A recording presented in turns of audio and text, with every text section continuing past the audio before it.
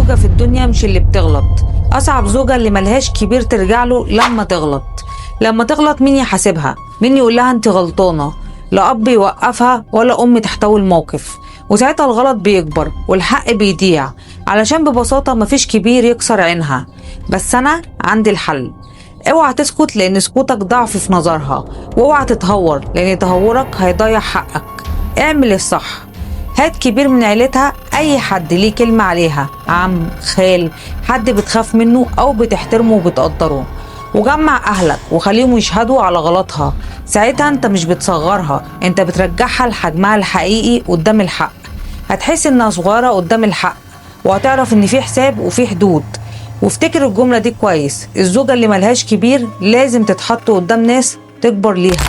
صدقني لما تحس ان في ناس شايفاها وبتحاسبها هتفوق، وهتعرف ان الجواز مش فوضى وكل غلطة ليها حساب.